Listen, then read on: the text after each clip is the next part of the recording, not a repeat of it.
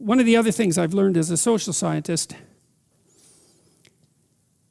and I've been warned about this by, I would say, great social scientists, that you want to be very careful about doing large-scale experimentation with large-scale systems, because the probability that if you implement a scheme in a large-scale social system, that scheme will have the result you intended is negligible. What will happen will be something that you don't intend, and even worse, something that works at counter purposes to your original intent.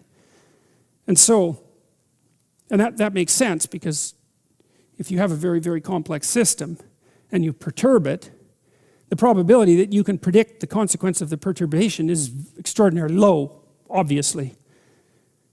If a system works, though, you think you understand it because it works. And so you think it's simpler than it actually is. And so then you think that your model of it is correct. And then you think that your manipulation of the model, which produces the outcome you model, will be the outcome that's actually produced in the world. And that doesn't work at all. I thought about that an awful lot, thinking about how to remediate social systems, because obviously they need careful attention and adjustment. And it struck me that the proper strategy for implementing social change is to stay within your domain of competence.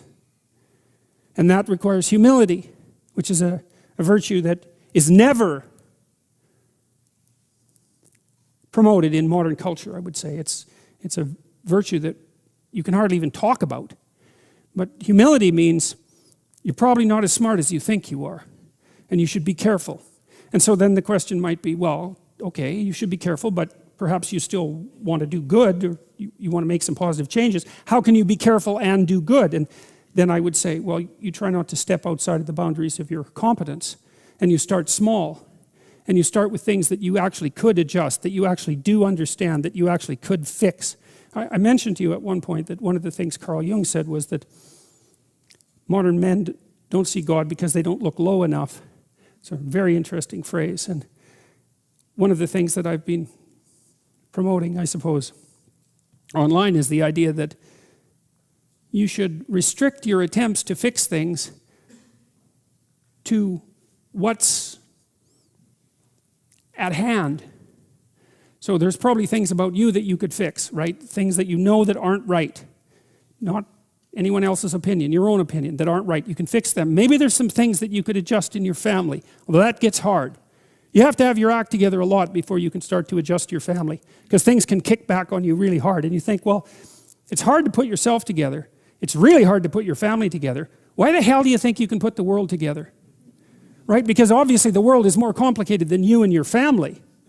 And so if you're stymied in your attempts even to set your own house in order, which of course you are, then you would think that what that would do would be to make you very, very leery about announcing your broad-scale plans for social revolution. Well, it's a peculiar thing, because that isn't how it works, because people are much more likely to announce their plans for broad-scale social revolution than they are to try to set themselves straight or to set their family straight. And I think the reason for that is that as soon as they try to set themselves straight or their families, the system immediately kicks back at them. Right, instantly. Whereas if they announce their plans for large-scale social revolution, the lag between the announcement and the kickback is so long that they don't recognize that there's any error there.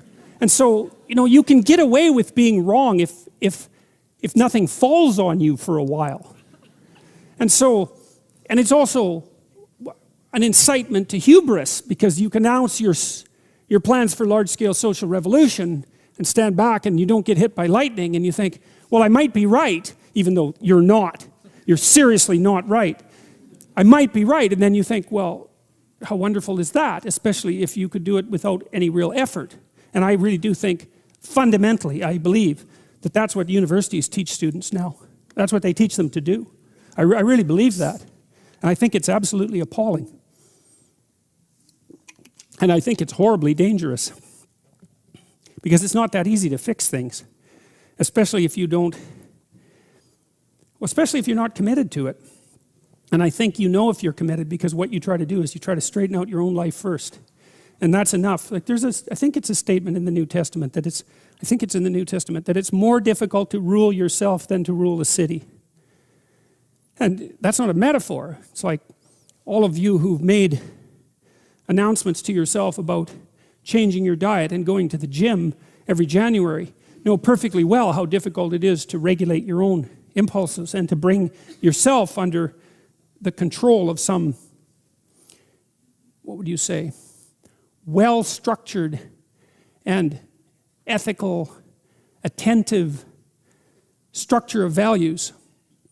It's extraordinarily difficult, and so people don't do it, and instead they wander off, and I think they create towers of Babel. And the story indicates, well, those things collapse under their own weight, and everyone goes their own direction. I think I see that happening with the LGBT community. I think, because one of the things I've noticed, it's very interesting because the community is some sense, it's not a community, but that's a technical error, but it's composed of outsiders, let's say. And what you notice across the decades is that the acronym list keeps growing. And I think that's because there's an infinite number of ways to be an outsider. And so once you open the door to the construction of a group that's characterized by failing to fit into the group, then you immediately create a category that's infinitely expandable. And so I don't know how long the acronym list is now. It depends on which acronym list you consult. But I've seen lists of 10 or more acronyms. And one of the things that's happening is that the community is starting to fragment in its interior, because there is no unity.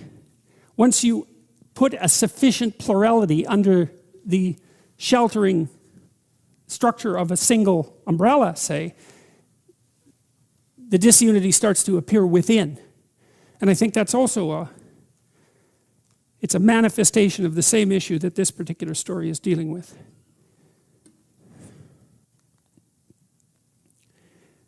So that ends, I would say, the most archaic stories in the Bible.